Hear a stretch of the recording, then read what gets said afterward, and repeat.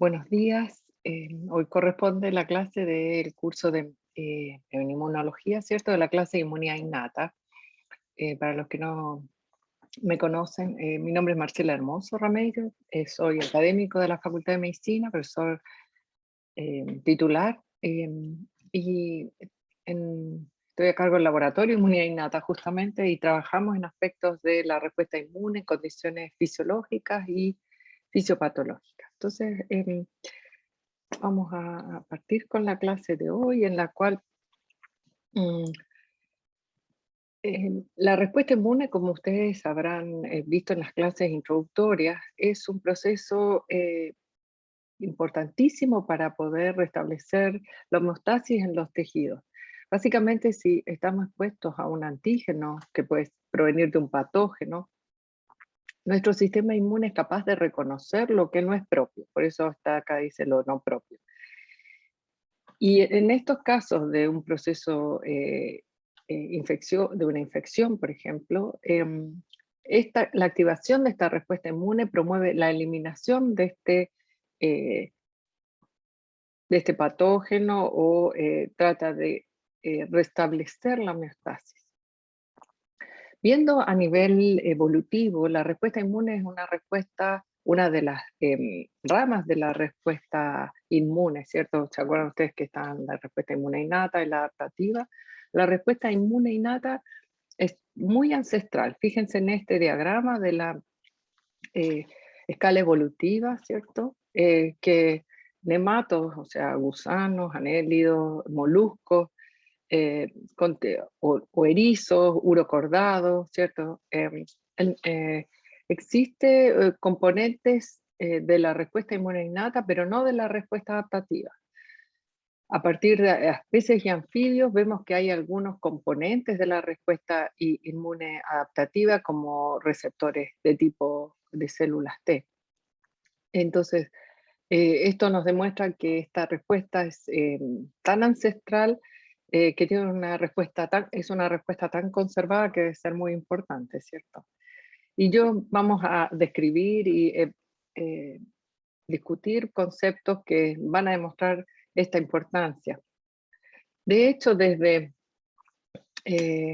desde elementos unicelulares, como esta ameba que vemos aquí, contienen elementos o mecanismos que les permiten activar una respuesta inmune y defenderse contra elementos del exterior, como la producción de péptidos antimicrobianos, que ahora vamos a describir un poco más, por eso lo marqué en negrita, RNA interferentes, o es capaz de reconocer ácidos nucleicos modificados de algún componente del exterior, y activa procesos de estrés celular y de apoptosis.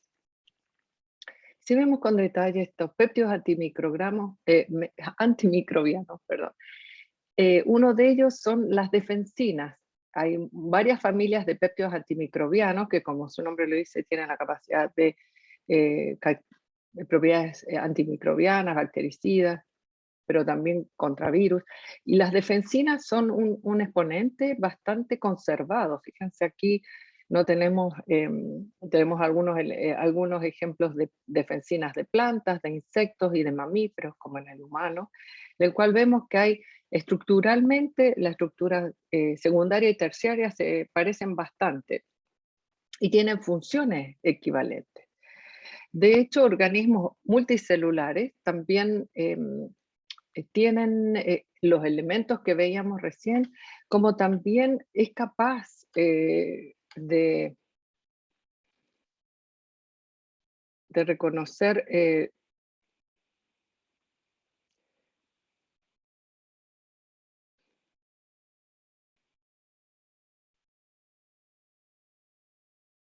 disculpen, em,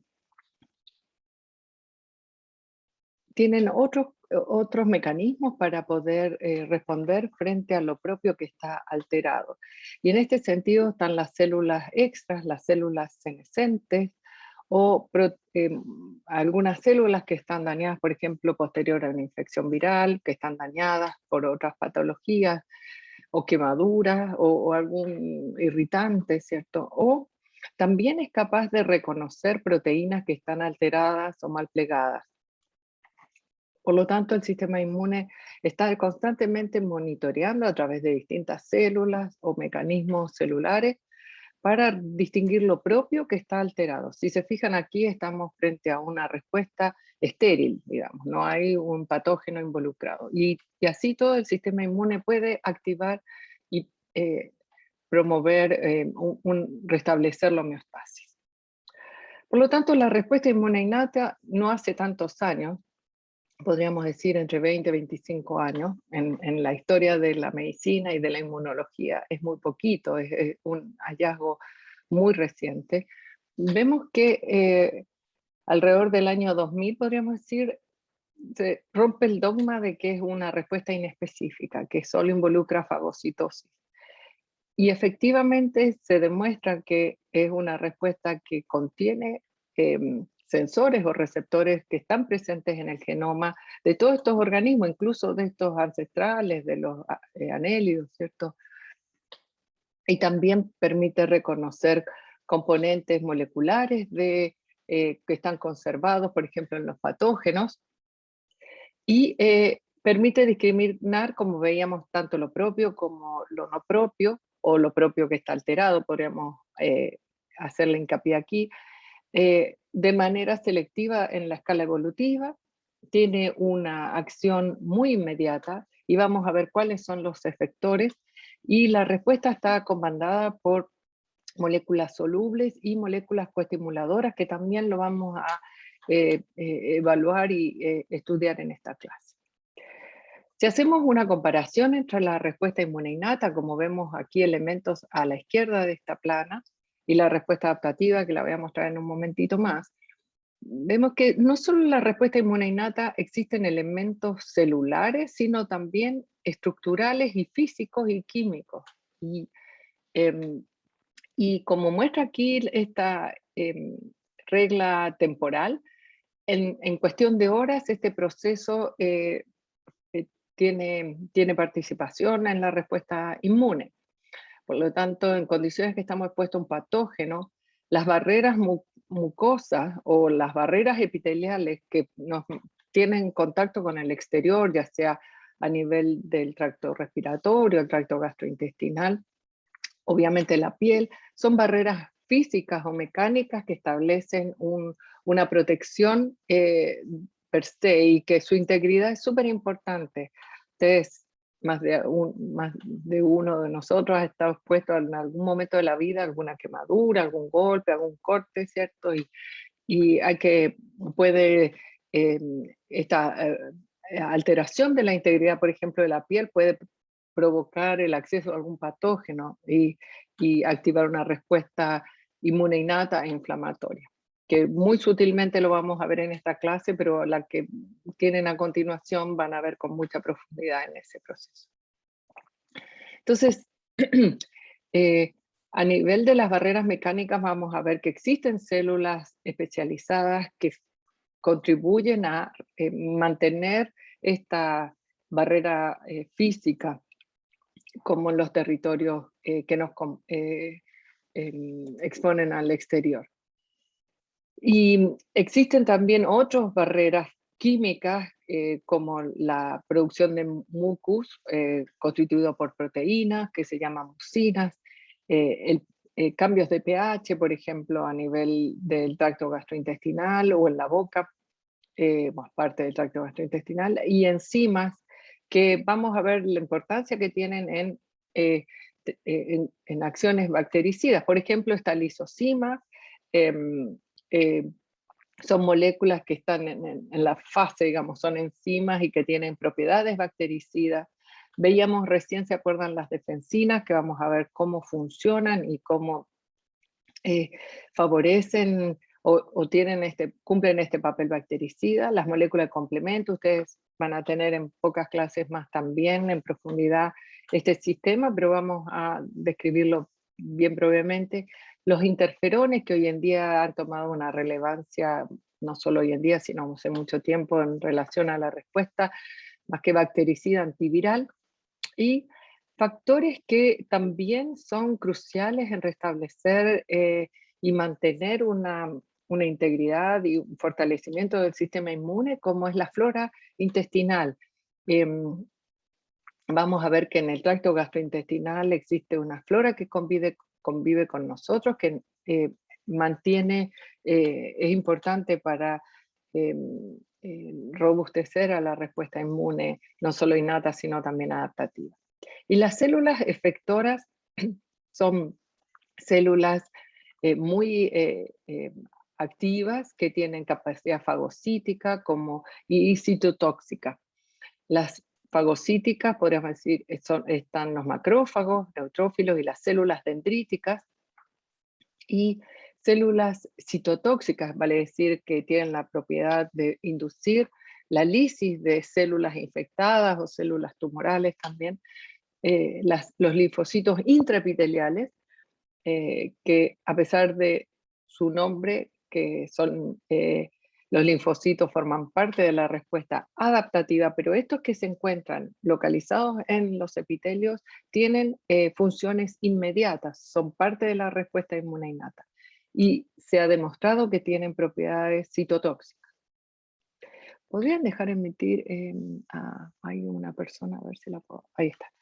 Y las células natural killer también son células con propiedades citotóxicas que vamos a ver qué características tienen. Entonces, dentro de la respuesta inmune adaptativa, que es un tópico que se va a profundizar en clases posteriores, pero quiero hacer hincapié en este punto en cuanto a la temporalidad. Si se fijan, la respuesta inmune innata, que decíamos que tiene una temporalidad prácticamente inmediata, en cuestión de horas, tenemos acción de esta respuesta. La respuesta adaptativa toma más tiempo, en cuestión de días, y las células involucradas en esta respuesta son los linfocitos T y B. Y las moléculas efectoras son los anticuerpos, pero también hay citoquinas. Fundamentalmente los anticuerpos toman una relevancia importantísima en esta respuesta humoral. O sea, recuerdan ustedes que de la respuesta adaptativa tenemos la respuesta celular, comandada por células T efectoras, y la humoral por la producción de anticuerpos a través de los linfocitos B. Como les decía, estos son tópicos que los van a profundizar más adelante. Las barreras mecánicas, y estas son diagramas que traigo a colación, de que tanto la piel como el sistema respiratorio, como el tracto gastrointestinal, son nuestro contacto con el medio ambiente, ¿cierto? Bueno, la piel, sin duda, es el contacto más directo y es un órgano extensísimo. Y además de contener células epiteliales diferenciadas, que son los queratinocitos, vemos a la microscopía que hay una capa córnea que es protectora y mantiene una protección de estos queratinocitos. A nivel del sistema respiratorio existen células ciliadas intercaladas con células productoras de mucus, al igual que en el tracto gastrointestinal, que a nivel del intestino delgado existen vellosidades que aumentan muchísimo la superficie, tanto de absorción como de contacto. Entonces, tanto en estas células epiteliales como barreras mecánicas, estos cilios que vemos que existen a nivel del tracto respiratorio o al tracto reproductor, a la microscopía de barrido, yo no sé si ustedes han visto antes, pero para que familiaricen y vean qué bonita esta imagen de células epiteliales que tienen estos cilios que están batiendo de manera espontánea. Y frente a distintos estímulos, por ejemplo, la liberación de ATP o algunos mediadores, hormonas o neurotransmisores incluso, pueden aumentar la frecuencia de este batido. Y obviamente es crucial que esta función mecánica opere normalmente, porque como un cepillo permite barrer la presencia de partículas y como mucho más importante en las ciudades, ¿cierto? Se ha visto, por ejemplo, personas que tienen hábito de fumar, la producción de mucinas cambia y está en superposición de estos cilios y hace muy difícil el batido, el movimiento. Eh, y estas mucinas son importantes porque como lo vamos a ver con profundidad en la clase de inmunidad de mucosas, pero les adelanto que son necesarias para también establecer una barrera física con el exterior y hacer más dificultoso el tráfico, el paso de patógenos hacia estas células epiteliales, que son las que eh, repisten los distintos órganos. Veíamos que hay, yo les comenté en el cuadro resumen de moléculas bactericidas, tenemos lisosimas, que son enzimas que degradan el peptidoglicano que es parte estructural y de las membranas externas de las bacterias gram positivas.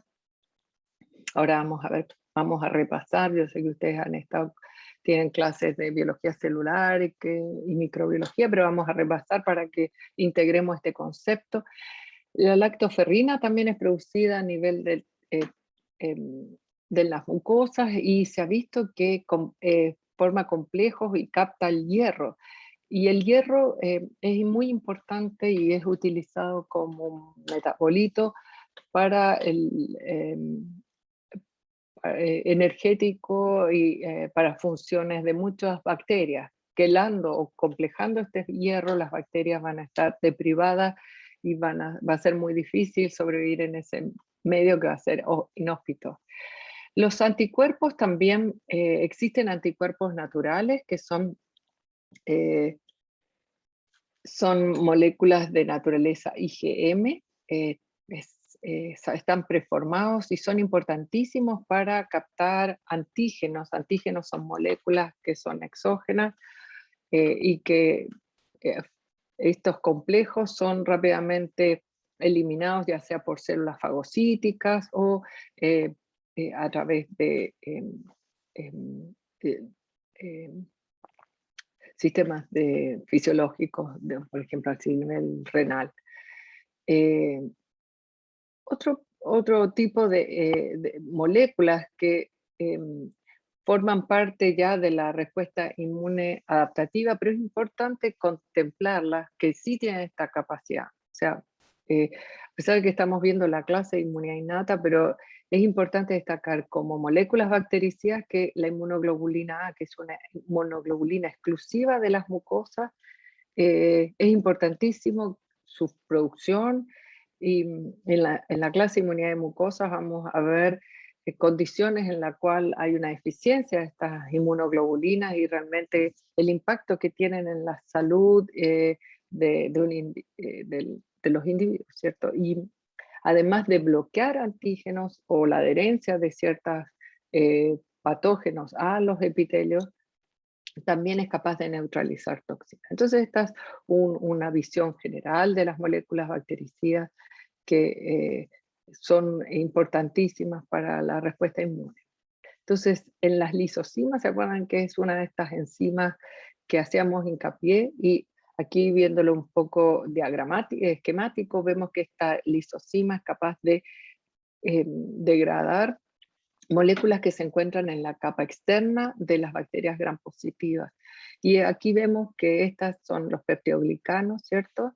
Formados por ácido lipoteicoico, ácido teicoico, y hay algunas proteínas intercaladas. Lo que hace esta enzima es em, desordenar y desarticular la organización de esta pared, ¿cierto? Formada por peptidoglicano.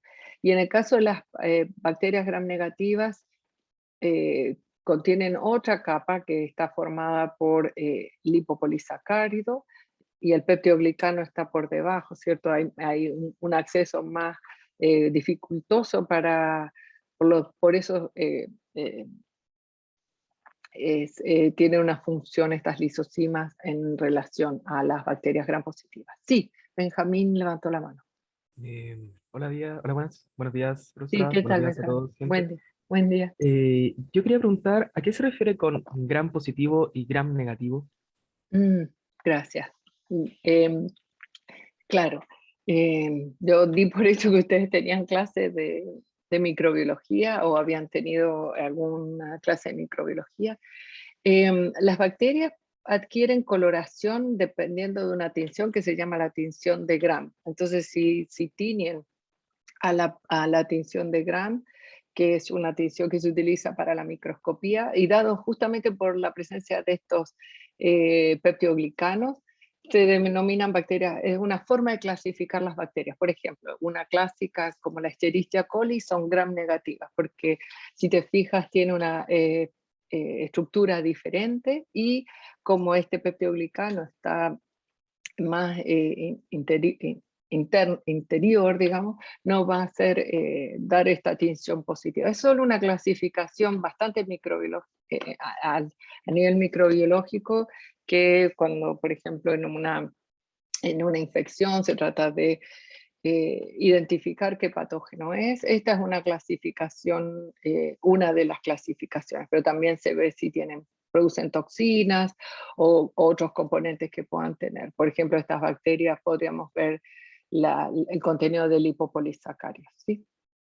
Y siguiendo en el tema de otras moléculas antimicrobianas como los péptidos, una de ellas son las defensinas, pero quiero destacar que existen eh, muchas familias de péptidos antimicrobianos, que no tendríamos que hacer casi una clase, pero sí es importante demostrar cómo funcionan estas moléculas y por qué son tan importantes como antimicrobianas. Son secretadas por células fagocíticas, que se acuerdan, yo les comentaba, eran los macrófagos y las células dendríticas, como también neutrófilos. Y se ha visto que células epiteliales de las vías aéreas del intestino delgado también producen estas defensinas o múltiples tipos de péptidos antimicrobianos. Y son importantes en estos lugares, en estos territorios, pues estamos expuestos frecuentemente a patógenos, ¿cierto? Entonces estas defensinas que pueden ser producidas por estas células epiteliales, lo que hacen si esta proteína, este círculo o este óvalo son las defensinas, fíjense en esta bicapa, se intercalan en la membrana del patógeno y generan una perforación, o sea, generan un canal o una hendidura que lisan a la membrana del patógeno, por lo cual va a haber ingreso de agua, de electrolitos y este patógeno va a explotar, va a destruirse. Eh, y estas moléculas son producidas por las células del epitelio, como también si hay producto de un daño, una úlcera, por ejemplo, va a haber una pérdida de la integridad de este epitelio y células que están en estrecho contacto, como células Angelo, ¿sí? Levantó la Se le mano. escuchó un Sí, poquito entrecortado, no sé si soy yo. Si puede repetir como en qué células se encontraba esto sí, específicamente. claro. Gracias. Yo no me escuché lo más bien. Estas péptidos, como les decía, se producen y como aquí puse en células epiteliales. Estas son un diagrama de un epitelio columnar en el cual las defensinas son secretadas y producen este efecto. Si lo vemos a mayor aumento, digamos, se intercalan entre las membranas del patógeno y generan la lisis porque ingresan agua, electrolitos y salen también componentes del interior del patógeno y promoviendo la destrucción y lisis del patógeno. Otras moléculas bactericidas, yo me fijo en la hora porque no me quiero pasar a la clase que tenemos después. Los interferones es de tipo, sí, Gabriel, ¿se escuchan bien? No, lo mío era más que nada una duda del anterior. Ah, cuéntame. Eh, sí, las defensinas, ¿qué mecanismo utilizan para reconocer estos patógenos sobre los cuales se tienen que generar destrucción, por decirlo de alguna manera, o permeabilización de membrana, y cuáles no? ¿Qué mecanismo utilizan para eso? Mira, la buena pregunta. Estas defensinas no se están produciendo constantemente y es un buen punto porque vamos a ver en un momentito más que las células, yo les comenté que había genes en nuestro genoma que son importantes en la respuesta inmune. Me estoy adelantando un poquito, pero eh, existen mecanismos de estas células eucariontes de reconocer que hay un patógeno, ¿cierto? Hay mecanismos de reconocimiento, entonces pone en marcha la producción o la secreción de estas defensinas. Y realmente no hay una especificidad por patógeno. Yo diría que las defensinas, o los péptidos antimicrobianos, mejor dicho, existen distintas familias que no van a ser las mismas que tú encuentras en el tracto gastrointestinal o en las células de las vías aéreas, o las que son producidas por un neutrófilo. Pero tienen un mecanismo muy común que es, como te digo, como les comentaba, de intercalarse entre las membranas. Y si hay, son proteínas, por lo cual van a establecer contacto molecular con proteínas que están insertas en la membrana, como también con los fosfolípidos de membrana, y, y generan este poro. También se ha visto que estas moléculas tienen capacidades citotóxicas. O sea, no sé si están familiarizados con ese concepto, pero son moléculas, yo dije, quimiotácticas, perdón, no citotóxicas, son quimiotácticas que promueven el reclutamiento de otros tipos celulares.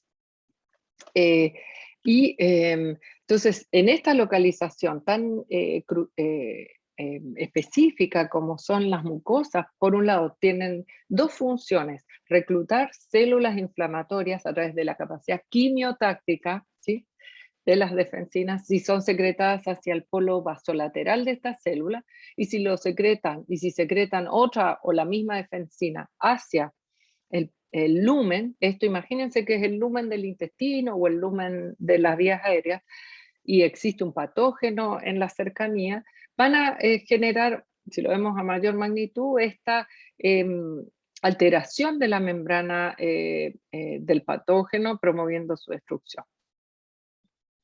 A ver, hay unas personas que están en la sala de espera, si las pueden dejar más. Entonces, siguiendo con otras moléculas bactericidas, están los interferones de tipo 1 y 2.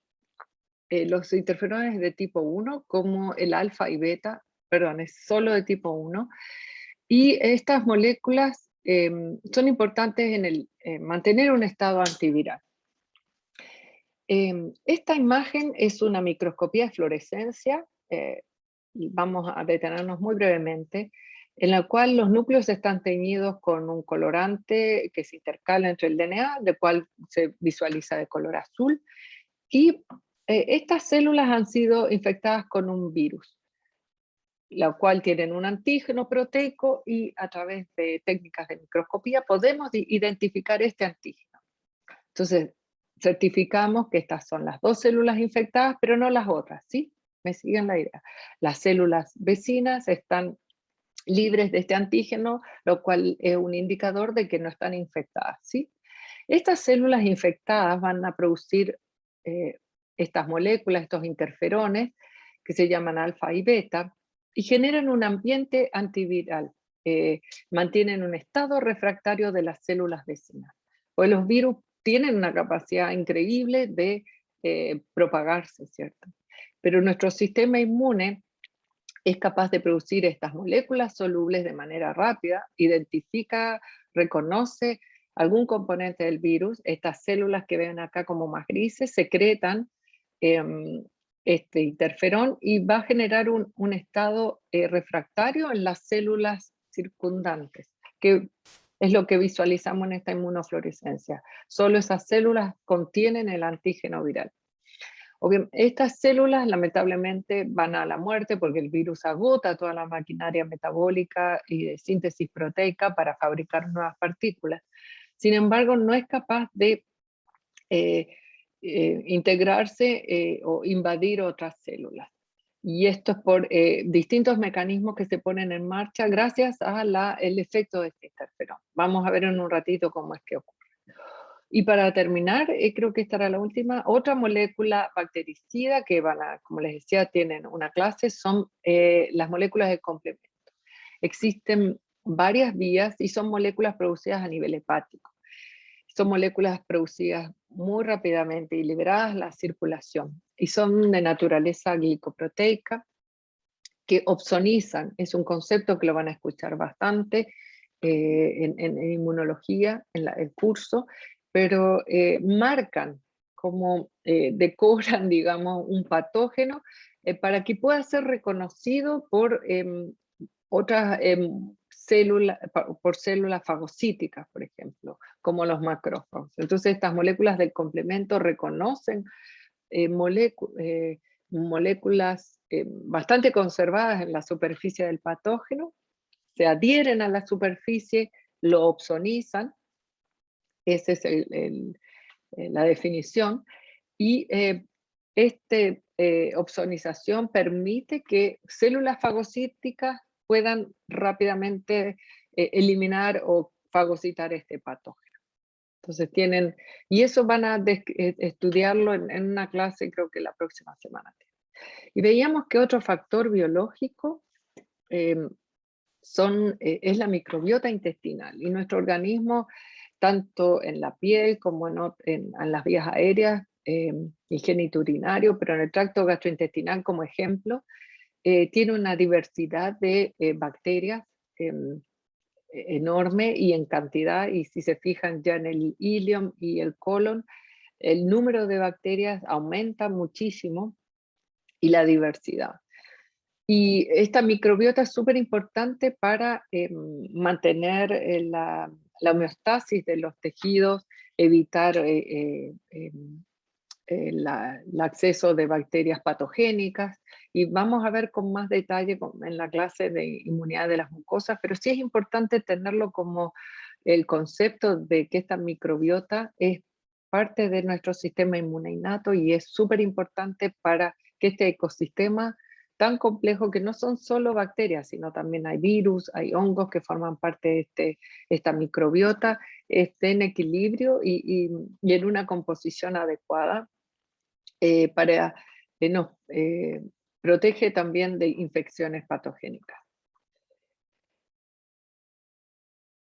Ahora, las células efectoras de la respuesta inmune innata, describimos que están los neutrófilos y macrófagos, son las primeras células que producto de una infección, por ejemplo, bacteriana o viral, son las primeras que llegan a un sitio en estas mucosas y fagocitan a los patógenos.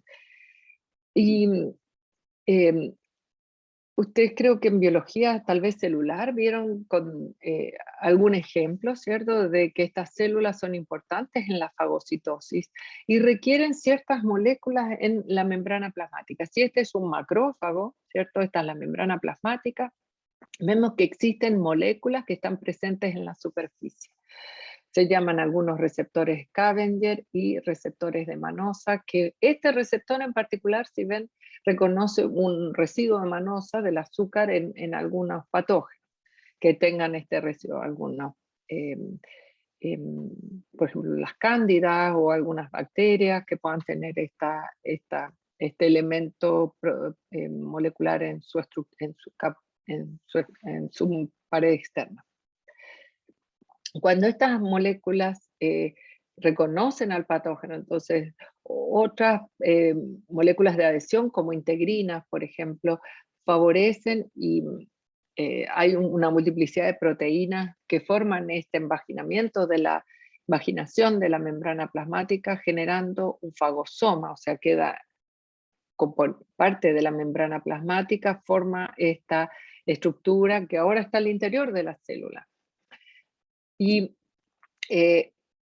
por efecto del citoesqueleto puede estar en proximidad con el lisosoma, que ustedes recordarán, es un organelo en donde hay una concentración importante de enzimas, Y la fusión de estos organelos ocurre para poder destruir a este patógeno. Este es otro elemento importantísimo, además de los que veíamos como las defensinas. Esto ya cuando la célula captó este patógeno y lo internaliza, y obviamente por formación del fagolisosoma puede destruir a este patógeno. ¿Cómo ocurre esta destrucción? A través de enzimas que están en este lisosoma, que son proteolíticas, que cortan o destruyen, digamos, proteínas, componentes del patógeno, y también ocurren reacciones químicas que producen especies radicalarias de oxígeno y de nitrógeno, como el óxido nítrico. Existen algunas enzimas como la la oxidasa de los fagocitos que metabolizan el oxígeno y generando especies radicalarias de oxígeno, vale decir que tienen una carga, este oxígeno adquiere carga y estas moléculas con especies radicalarias de oxígeno y nitrógeno, igual como esta, a través de la arginina. ¿Se acuerdan que es un aminoácido que tiene nitrógeno? Por la óxido nítrico sintasa inducible se produce la citrulina y genera óxido nítrico, que es un gas, pero también puede adquirir carga y se intercala entre los fosfolípidos y el ácido nucleico de los patógenos, generando alteraciones del DNA, y obviamente eso no hay posibilidad de replicación. O sea, son mecanismos bactericidas o microbicidas. Otro ejemplo y otra propiedad de estas células, y en particular el neutrófilo, que es una de las células que producen defensinas. Acá yo le puse esta flechita, vamos a cambiar el color para la próxima, pero estas defensinas están en estos gránulos rojos, y cuando captan, están en proximidad de un patógeno, esta célula lo encierra, digamos, lo circunscribe, y todos estos gránulos se polarizan para poder ser dirigidos hacia el patógeno y destruirlo.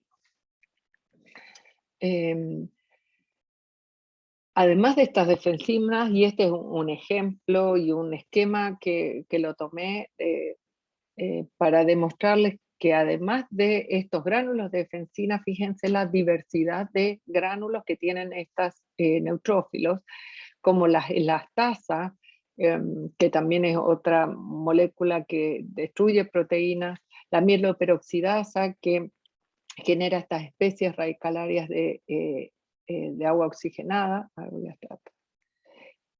También otras enzimas como la lactoferrina, metaloproteinasas de distintos tipos, lipocalina y calprotectina, las cuales estas calprotectinas son marcadores de daño intestinal. Pacientes con una inflamación crónica, uno puede pesquisar en las deposiciones la calprotectina, lo cual sugiere que este neutrófilo ya accedió al lumen, y si detectamos moléculas producidas por el neutrófilo en las deposiciones, va a decir, es un referente de que la integridad de este epitelio está totalmente destruido, ¿cierto? Está totalmente alterada. Y otras células que les comentaba al inicio de la clase son los linfocitos intraepiteliales, ¿sí? Y los linfocitos intraepiteliales son células que están, como su nombre lo dice, intercaladas entre el epitelio, como vemos en estas tinciones de hematoxilina eosina. Aquí hay algunos linfocitos, que, como les comentaba, son parte de la respuesta inmune innata, y estas células, en este diagramita se puede ver, representa bastante muy bien cómo se localizan en un epitelio. Tienen la capacidad citotóxica de destruir patógenos o células alteradas. O sea, y responden de manera rápida, a diferencia de los linfocitos T de la respuesta adaptativa, que requieren varios días para su diferenciación y funcionalidad. Otras células inmunes que son importantísimas en la eliminación de patógenos, particularmente virus y células anómalas. ¿Cuáles son estas? Son el tipo de células como, anómalas como en cáncer, son las células NK.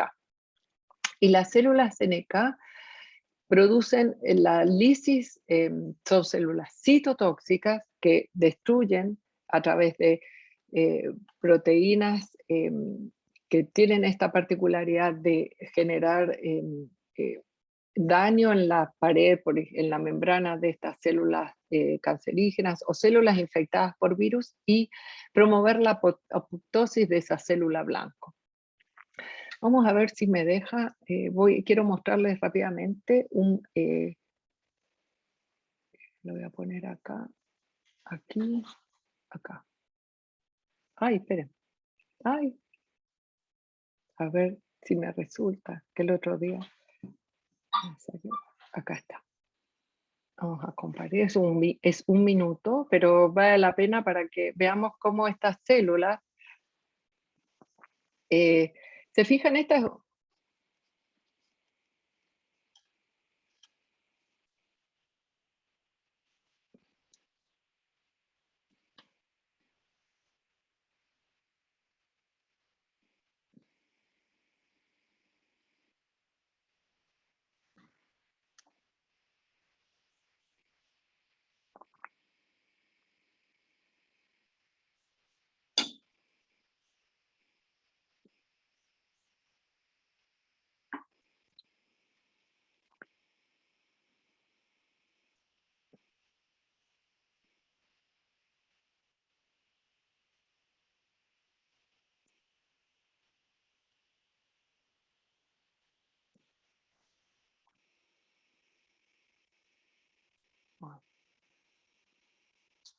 Vamos a volver a la clase.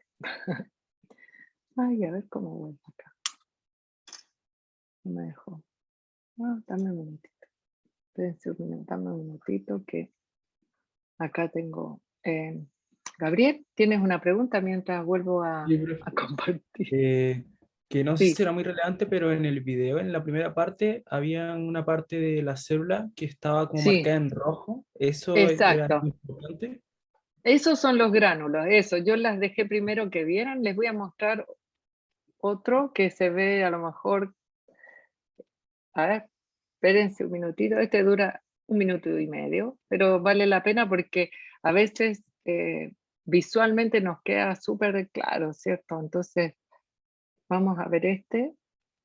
Los puntos rojos, como tú dices, son súper importantes porque son estos gránulos son moléculas que llaman perforina, que perforan, y granzimas, y destruyen una célula tumoral o cancerosa o una célula infectada por virus. Y hay células de la respuesta adaptativa, que son los linfocitos TCD8, que tienen función citotóxica de manera equivalente a la célula natural killer. Sin embargo, los mecanismos de reconocimiento de una y otra son distintos, ¿sí? Las células CD8 reconocen alteraciones o modificaciones en la proporción de complejo mayor de histocompatibilidad de tipo 1 en la superficie, mientras que las células NK reconocen cambios en receptores de activación o de inhibición que están en la superficie de una célula. Obviamente una célula que es tumoral o está infectada por virus, en cuanto a la proporción y naturaleza de las moléculas que están en la superficie celular, van a estar alteradas. Y esto es lo que reconoce rápidamente esta célula NK, y van a ver en este video cómo estas células polarizan estas moléculas, o sea, a pesar de que uno las dibuja y en los diagramas de los libros la vemos circular como una esfera, vean ustedes cómo esta célula puede polarizarse, o sea, puede destinar todos estos gránulos hacia donde está la célula tumoral, no hacia cualquier parte. Eso traten de reconocer este.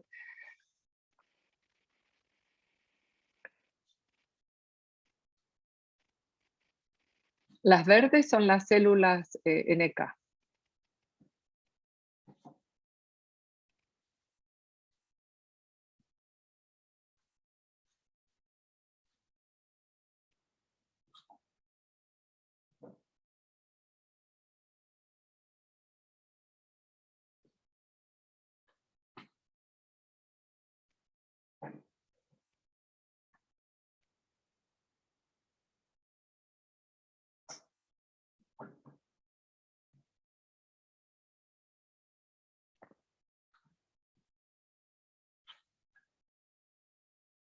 Fíjense aquí, vean esto. Fíjense esta parte, está súper claro de que polariza toda su maquinaria hacia ese lado.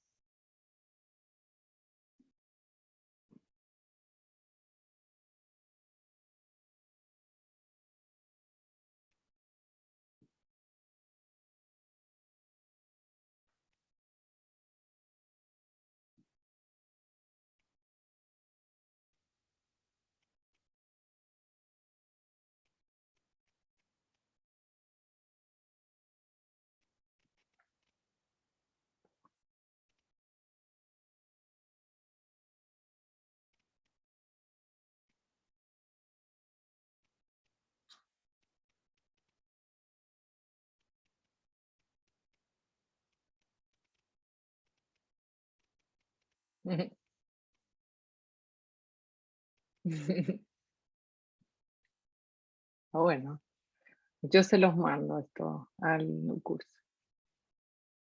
Claro, creo que Gabriel, ¿no? Comentabas de los gránulos rojos, son exactamente los gránulos de perforina y granzima que yo les comentaba. Aquí yo puse una fotito, pero se ve más lindo en el video, ¿cierto? A ver, volvamos.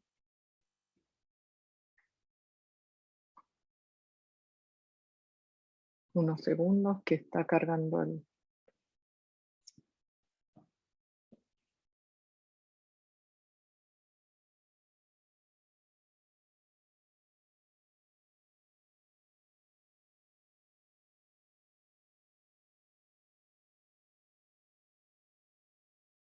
Uy, ¿qué pasa? No me descarga. Deme un segundito, a ver por qué no carga. Ah, que algo le pasó al Excel acá. Ya, vamos a volver de nuevo. Disculpa. Acá volvemos. Compartir. Ya, vamos a ponerlo a compartir. ¿Se cansó? Acá tenía que animar, perdón. Entonces, esta es la foto del final del video, ¿cierto? Yo se los mando el link si quieren volverlos a ver después. Entonces, ¿cómo activamos la respuesta inmune?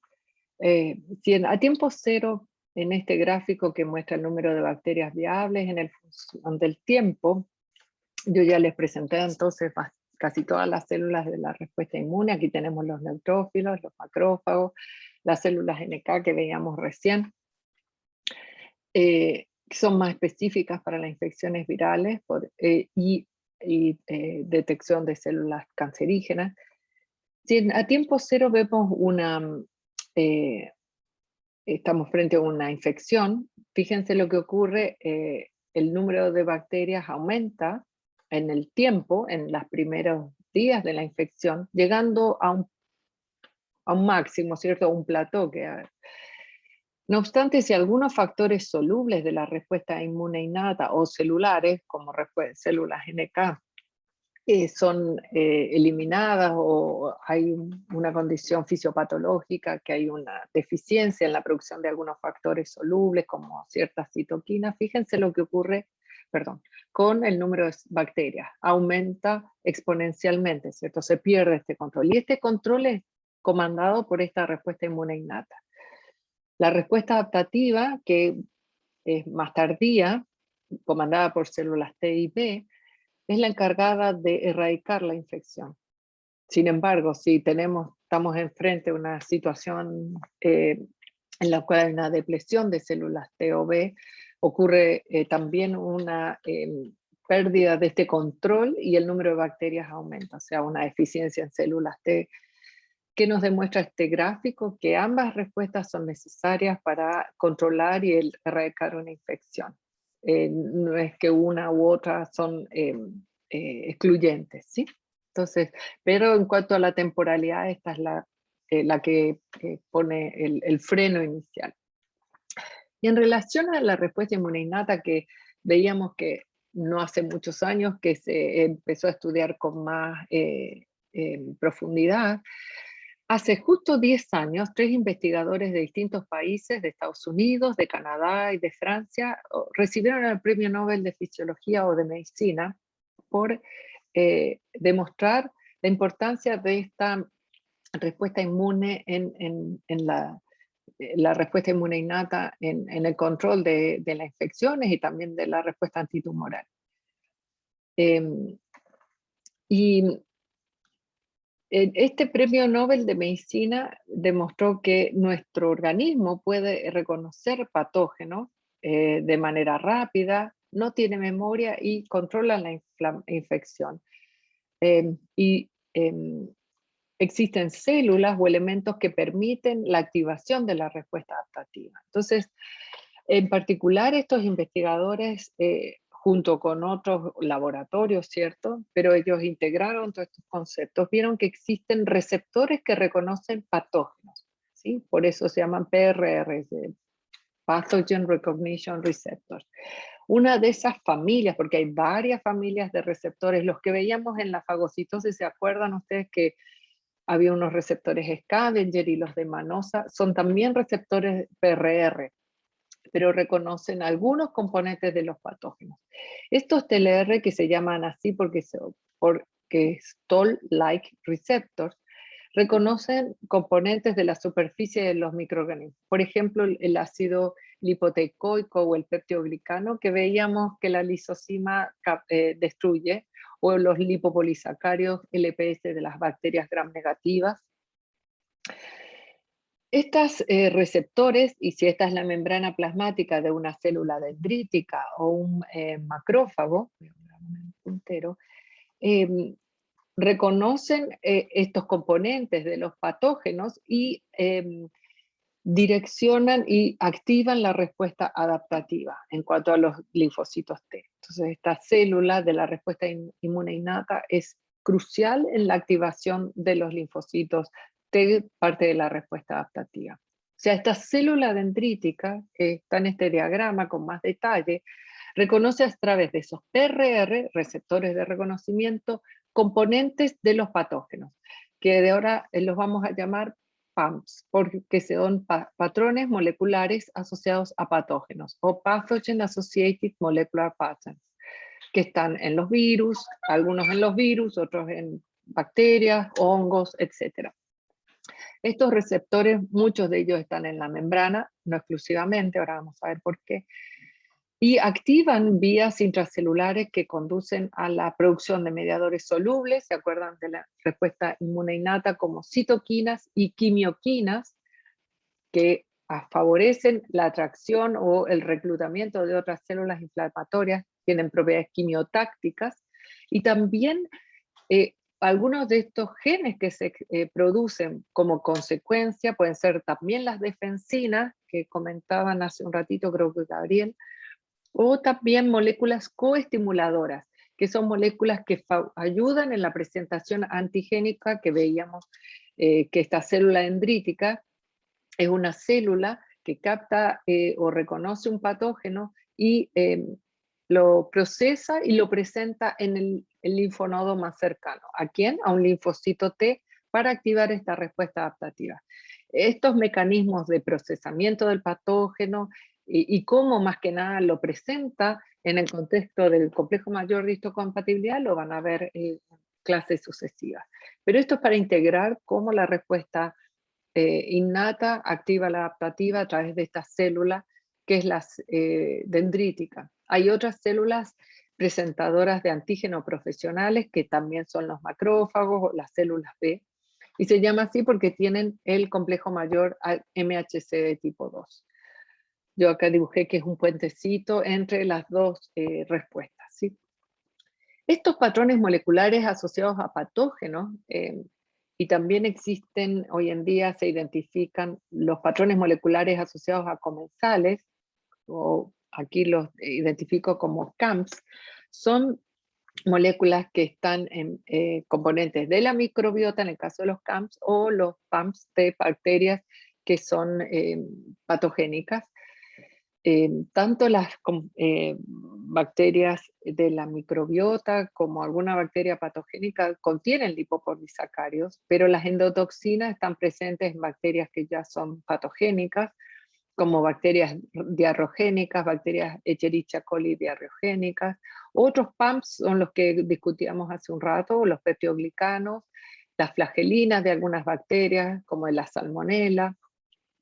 Y como fíjense aquí, este punto me quiero detener unos segundos, que los ácidos nucleicos son PAMPs, y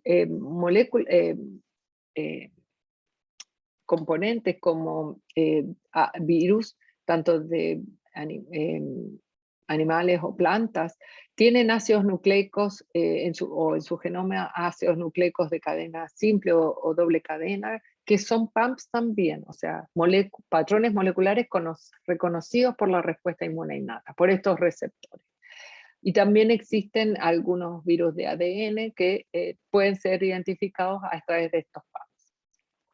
Veíamos hace un ratito que las lipopolisacáridos en la parte más externa, y son moléculas que están bastante conservadas, no varían mucho, pues son estructurales, y estos PAMPs son moléculas que están conservadas a lo largo de la escala evolutiva en las bacterias, y son más que nada estructurales, o el peptidoglicano que veíamos hace un rato.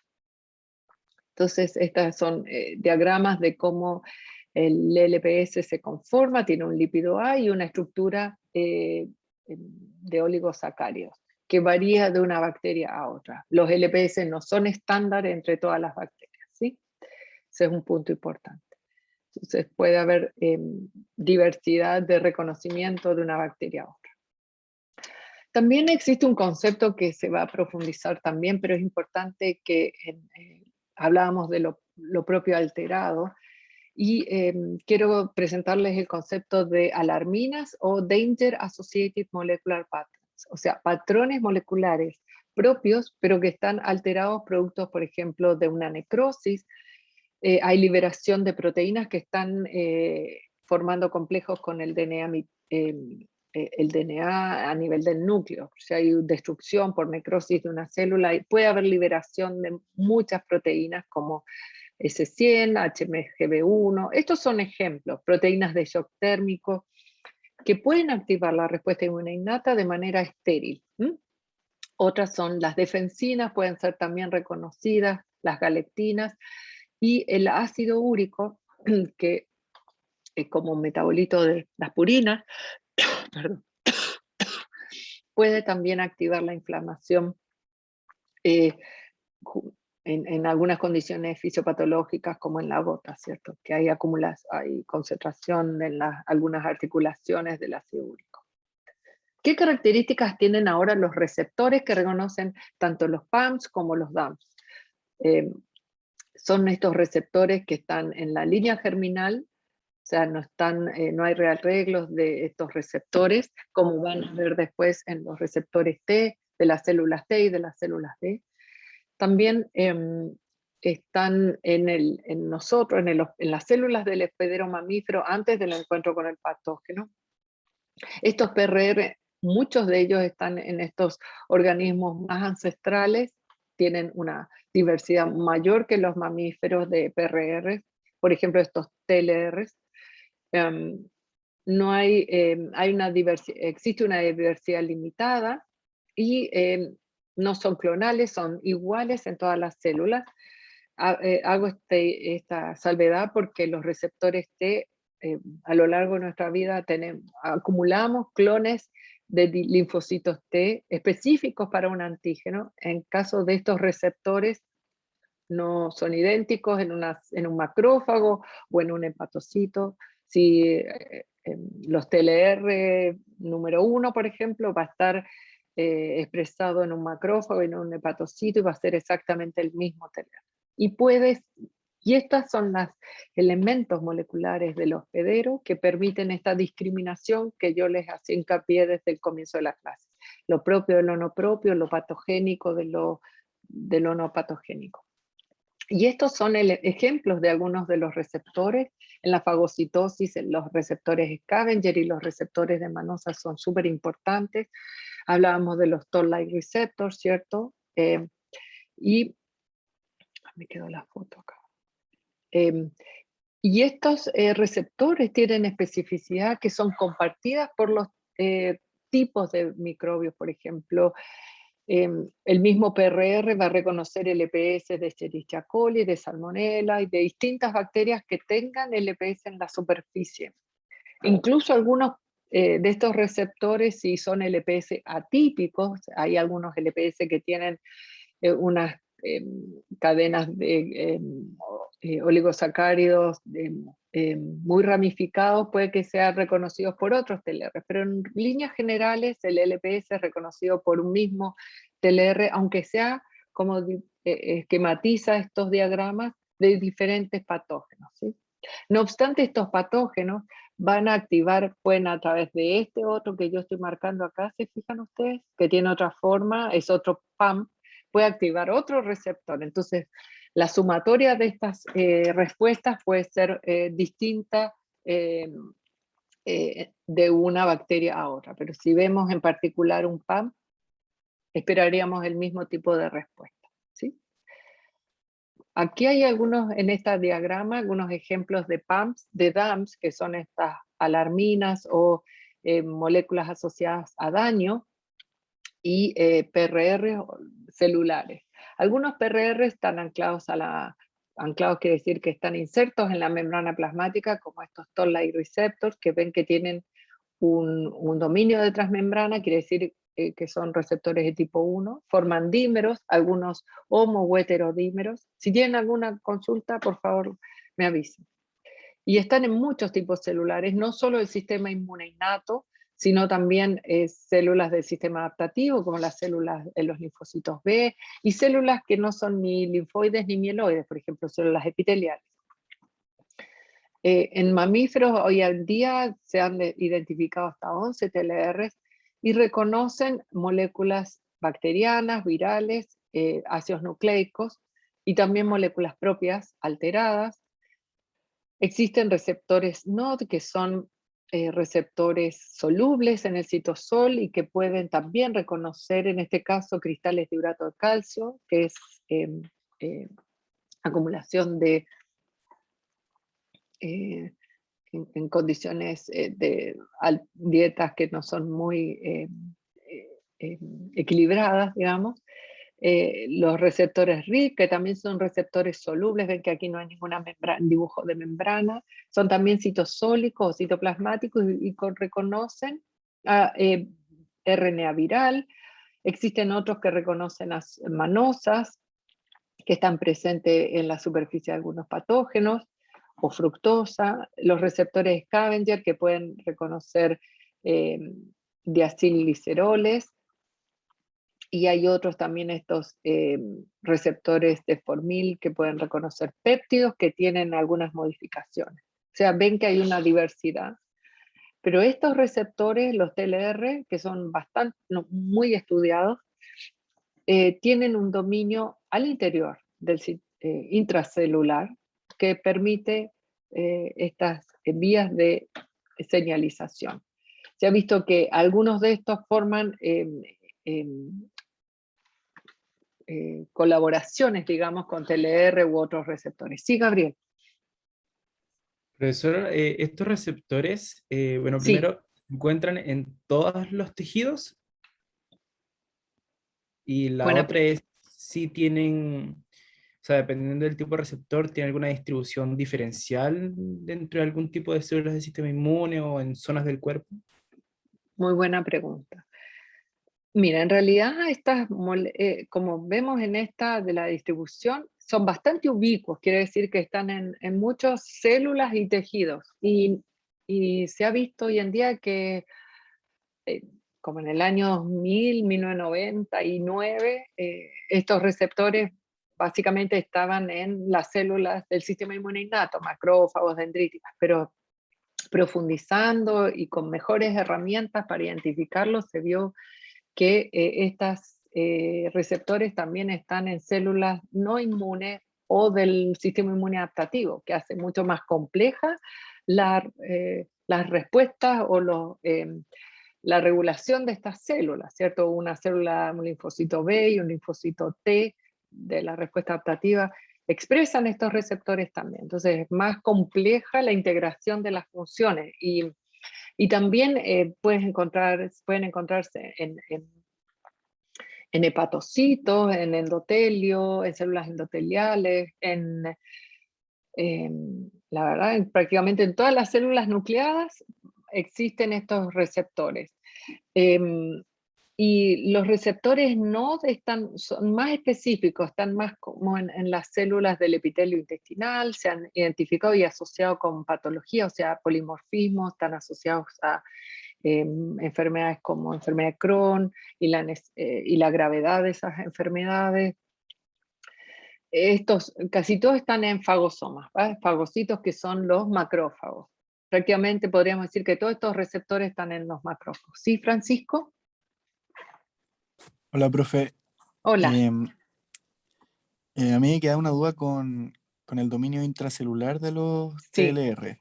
Sí. O sea, quiere decir que este receptor puede como sensar en ambos sentidos, tanto como en el intracelular como en el extracelular. Más que sensar, por el dominio extracelular, tengo otro T.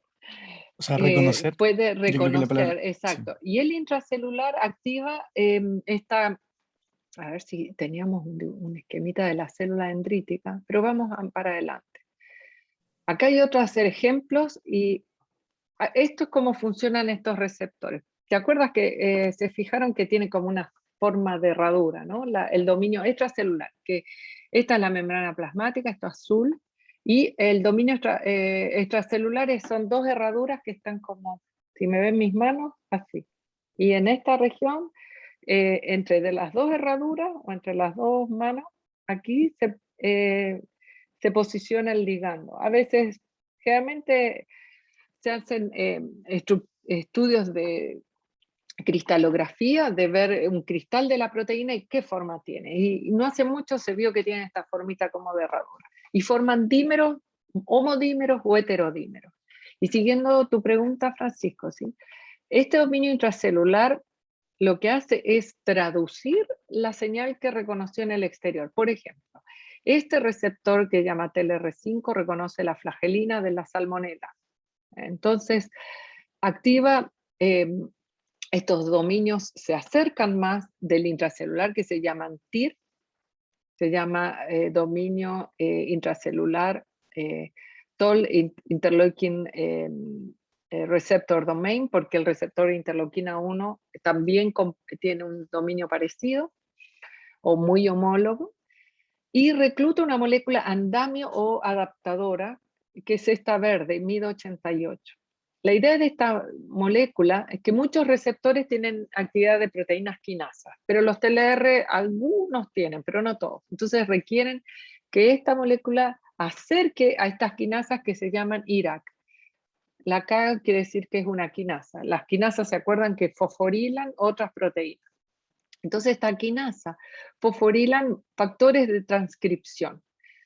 No importa, tal vez en esta figura hay muchos componentes que se repiten. Si se fijan, aquí tenemos otro TLR2 que tiene dos moléculas adaptadoras, pero usa la verde, la MID88. El TLR4, que es el que reconoce el LPS de las bacterias como la Escherichia coli, también puede reclutar varios tipos de adaptadores, pero también este que es como bastante general para todos los receptores, ¿cierto? Y fíjense un punto aquí súper interesante. Los ácidos nucleicos que se encuentran en compartimentos endosomales porque un virus fue internalizado o una bacteria intracelular, Fíjense que estos TLR ahora, el dominio de reconocimiento está al interior de este endosoma. Puede ser que esta célula fagocitó una bacteria y la internalizó, o un virus, y da un minutito, Gabriela. Entonces, aquí se fijan que el dominio intracelular también mira el citosol, y aquí viene la molécula adaptadora MID88. Sí, Gabriel.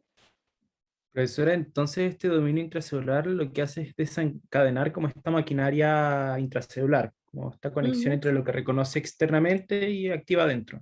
Exacto, y el hecho, es súper bien lo que tú dices. Y estas quinasas, o sea, la idea es atraer o poner en funcionamiento estas quinasas para que fosforilen factores de transcripción. Y aquí tenemos unas moléculas que yo les comenté hace un rato, los interferones de tipo 1, citoquinas y quimioquinas. Se fijan, hay distintos factores de transcripción, uno que es muy clásico y es un sinónimo de respuesta inflamatoria, que es el factor nuclear kappa B, que es el NF-kappa B, y activa la producción. Quiere decir que activa genes de citoquinas, quimioquinas. Estos IR, que son receptores de factores de transcripción virales, activan el interferón de tipo 1. Quiere decir que activan la transcripción del gen de interferón de tipo beta o alfa, ¿sí?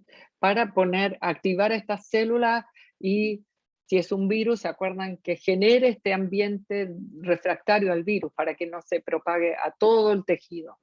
¿Sí? Generar este ambiente antiviral. ¿Por qué se llaman TOL? Estos receptores de tipo TOL vienen del receptor TOL de Drosophila. Y esta doctora, fíjense, hace unos cuantos años, en el año 85, publicó que había un receptor importantísimo en el desarrollo embrionario de la Drosophila. O sea, que parte de este receptor era importante para el desarrollo de las patitas delanteras, de las alas, y generando mutantes para ver qué parte de este gen era importante en este desarrollo dorsoventral, de esta polaridad dorsoventral, generó algunos mutantes de esta molécula, de este gen, que hacía a mosquitas insensibles a la infección por hongo. Y esta foto muestra una de estas mosquitas de Drosophila que están colonizadas por hongo. Por este hallazgo del estudio de la polaridad dorsoventral, la doctora Christiane Nussen-Volhard recibió el Premio Nobel de Medicina hace varios años atrás. A partir de este hallazgo, que fue espectacular, un doctor que les recomiendo mucho el libro del doctor Janeway, en pocos años después publicó un homólogo que hoy día conocemos, son los TLR o los Toll Like Receptor, por eso se llaman así. Un homólogo de este TOL de la Drosophila es importante para señalizar y activar la respuesta adaptativa. ¿Se acuerdan que el reconocimiento de la célula dendrítica por estos TRR o estos TOL, Toll-like Receptor o TLR, no solo activan las citoquinas, quimioquinas, sino que también promovían que algunas moléculas de la superficie de la célula dendrítica aumentaran como estas moléculas coestimuladoras que participan en la presentación antigénica. Por eso hablamos de que direcciona la respuesta adaptativa, porque prepara a la célula dendrítica, en este caso, a señalizar y activar a los linfocitos T en el linfonodo. Si hacemos un paralelo, el TOL de la Drosophila y los TLR no hay gran diferencia, ¿cierto? Y esto es lo que yo les comentaba de la escala filogenética y de la evolutiva. Los TOL, cuando reconocen algún producto bacteriano, activan la producción de péptidos antimicrobianos, como defensinas, que están presentes en estos organismos, y en los mamíferos también pueden producir péptidos antimicrobianos, pero fundamentalmente citoquinas, quimioquinas, moléculas de adhesión, etc. Lo que es sorprendente, y a través de estudios de homología, tanto el dominio intracelular que veíamos que era el que traducía esta señal al interior de la célula dendrítica, del macrófago, ¿cierto? O de la célula que pone en contacto con esta componente microbiano, tiene una homología importantísima con los toll-like receptors, que podríamos decir un 70%, y estamos comparando moléculas de drosófila o de un invertebrado con el mamífero. En una célula dendrítica de un mamífero, fíjense la cantidad, hablando solo de TLR, porque se acuerdan que hay otros receptores de PRR, ¿cierto? Solubles o no solubles, o anclados a la membrana. Pero si solo hablamos de TLR, fíjense, una célula dendrítica puede reconocer componentes bacterianos por distintos TLR, porque algunos tienen especificidad por algunos elementos, lipopéptidos, LPS, flagelina, o componentes virales, y en muchas oportunidades hemos estado expuestos a infecciones múltiples de bacterias y virus, o posterior a una infección viral es bastante común, no siempre, pero puede ocurrir una infección bacteriana. Entonces aquí tenemos un cruce de vías impresionante. Esta célula está muy activa.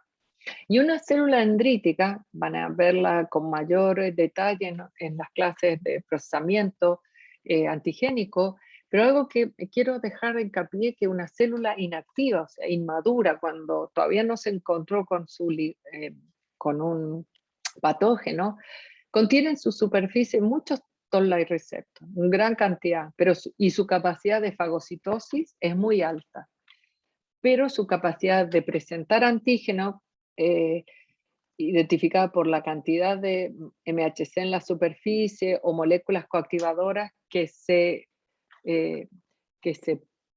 presentan en la superficie después del reconocimiento, es muy bajo. Cuando ocurre la fagocitosis de un patógeno, esta célula dendrítica madura en su tránsito al linfonodo. ¿Y qué cambio exhibe una célula dendrítica madura? Tiene poco TLR en la superficie, baja su capacidad fagocítica, quiero verla ahora, y aumenta muchísimo su capacidad de presentación antigénica, identificada por aumento de estas moléculas, del MHC de tipo 2 y del CD80, CD86, que son moléculas, van a ver con detalle, que son importantes en la presentación.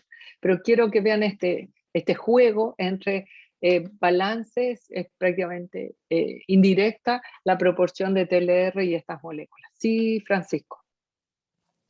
Entonces, Cuéntame. profe, Sí. existe como estrecha entre la cantidad de TLR y la actividad fagocítica de esta célula.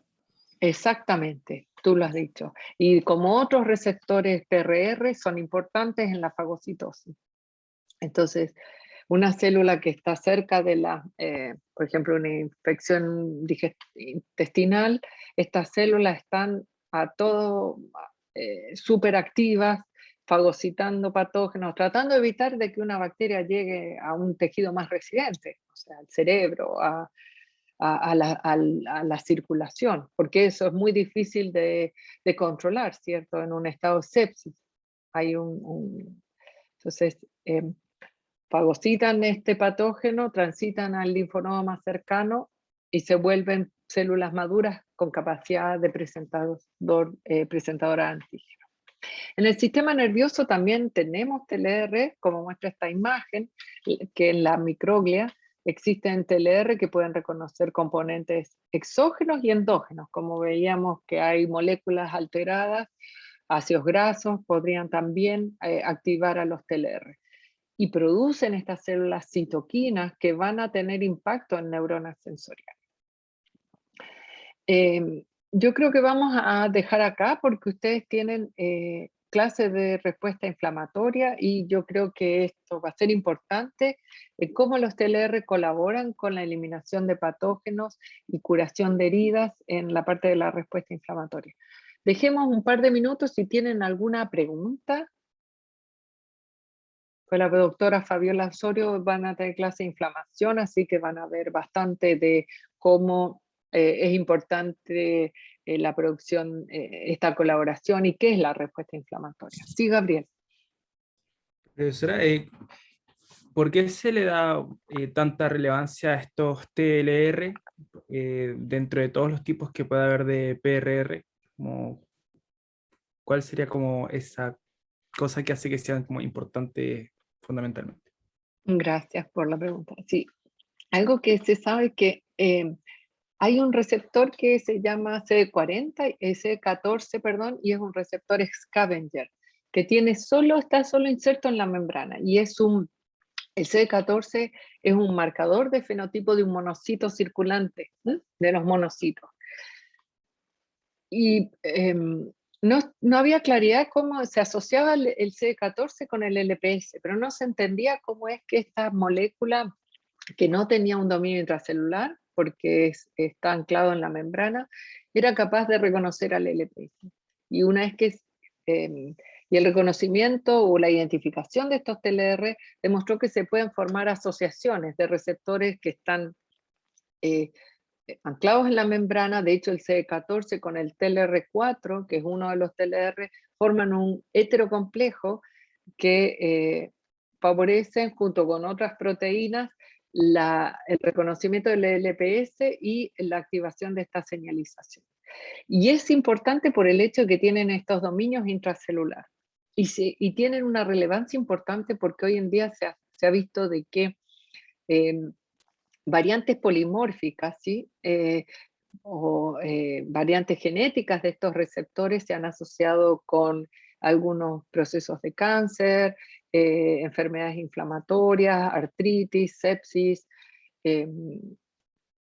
enfermedades metabólicas. O sea, son receptores que participan en la respuesta inmune innata e inflamatoria, porque se acuerdan que algunas de estas vías señalización, toda esta señalética que veíamos, yo lo resumo en esta frase, pero activa la inflamación, que básicamente es el reclutamiento de células.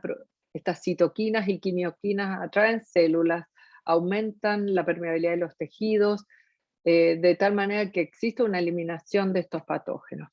Pero también tú puedes tener una activación de estos receptores por moléculas propias alteradas, en enfermedades cardiovasculares, en enfermedades neurodegenerativas. O sea, no solo actúan en respuesta a un patógeno, sino este receptor, esta región, como reconoce, no está claro. O sea, hay laboratorios que o investigadores que han identificado el lugar exacto del receptor que reconoce el patógeno o reconoce una proteína de la matriz extracelular, producto de daño de tejidos, que puede activar esta vía, estos DAMPs, ¿cierto? Entonces es prácticamente transversal el rol de estas moléculas en respuestas inflamatorias o respuestas crónicas, autoinmunes, en alergias, en asma. Hay muchos estudios, hay una explosión de información en la literatura en relación a estos receptores. Así que tienen una connotación importante en la fisiología de la respuesta inflamatoria, pero también en la inducción de una respuesta crónica, por ejemplo, en psoriasis. Sí. Y lo otro que era un detalle que me ha quedado duda es, Cuéntame. ¿todos los PRR tienen este dominio intracelular o solamente los TLR? Buena tu pregunta. Solo los TLR tienen este dominio intracelular. Están los Scavenger, los de Manosa. Yo les vamos a entregar el PDF de esta clase, y yo creo que también tienen acceso al video. Y los receptores que son solubles, hay unos receptores intracelulares como los receptores NOD. Seguramente con la doctora Osorio ustedes van a ver el inflamasoma, que es un complejo multiproteico intracelular, que tiene la capacidad de identificar también elementos bacterianos o elementos alterados de nuestro organismo en condiciones de estrés celular, por ejemplo, o en daño de tejidos. pero son los TLR los más, los que tienen este dominio intracelular. Los otros, como te comentaba, se han descrito asociaciones o cooperaciones entre receptores que están simplemente insertos en la membrana, pero necesitan esta compañía para activar esta vía intracelular. Pero juntos son mucho más eficientes para el reconocimiento. Se han hecho estudios súper interesantes en células que tienen, si necesitas la cooperación de 3 receptores, cómo es la señal, cómo es la respuesta de la célula, si tiene todos los receptores, si tiene 2 de ellos o uno solo, demostrando que esta cooperatividad es importante, pero el que comanda la respuesta de señalización es este receptor. ¿Más preguntas que quieran hacer? ¿Más dudas? ¿Les queda alguna inquietud? ¿Algún comentario? Si tienen unos minutos, ustedes empiezan, ¿a qué hora es su clase? 10:15, ¿no? ¿Sí? ¿Tienen alguna duda? Sí, profe, la siguiente clase An- parte a las 10:15. Ah, por eso, así tienen un ratito a tomar agua o darse una Claro, caminatita. sí. Sí, bueno, si no hay dudas, cualquier cosa ustedes a través de los cursos pueden enviar alguna inquietud. ¿Listo? Muchas gracias por la participación y las preguntas. Que les vaya bien. Vamos a dejar acá vamos a cerrar la sesión. ¿De Chao, acuerdo? profe, gracias. Chao, profe. Chao, Profe, muchísimas gracias. gracias. Ahí Chao, los que estén videos. muy bien. Gracias, profe. Adiós. Vamos a